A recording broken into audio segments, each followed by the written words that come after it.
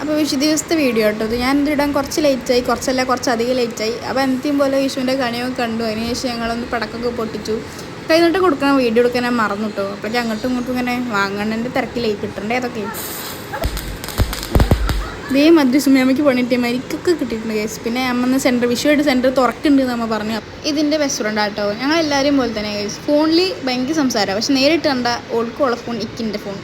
ഞങ്ങൾ അങ്ങനെ വർത്താനം പറയില്ല, സംസാരിക്കും അതല്ല പറയണത്, പക്ഷേ അത് വെച്ചിട്ട് ഇങ്ങനെ ഇരുന്ന് സംസാരിക്കും അങ്ങനത്തെ തോന്നുന്നില്ല. അപ്പോൾ ഞങ്ങൾ ഉച്ചയായപ്പോൾ പൊന്നാനി പോകാൻ വിചാരിച്ചു.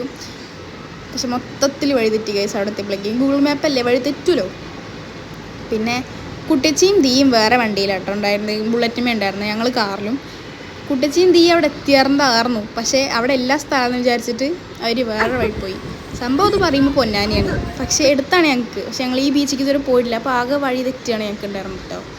പിന്നെ ലാസ്റ്റ് അവരെയൊക്കെ കണ്ടു. കുട്ടിച്ചെത്തുമ്പോഴേക്ക് രാത്രി എതിയാനാക്കിയിട്ട് പിന്നെയും പോയി. കുട്ടിച്ചയുടെ വണ്ടി കുറേ ദൂരെ നിർത്തിയിട്ടുണ്ട് പറഞ്ഞിട്ട്. അപ്പോൾ ആകെ വഴി തെറ്റി കേസ്. പിന്നെ രാത്രിയൊക്കെ ആയി ഞങ്ങൾ പോകുന്നു. പിന്നെ ഫുഡ് കഴിച്ചിട്ട് നേരെ ഓളയും വീട്ടിലേക്കാക്കിയിട്ട് ഞങ്ങളും വീട്ടിലേക്ക് പോയി.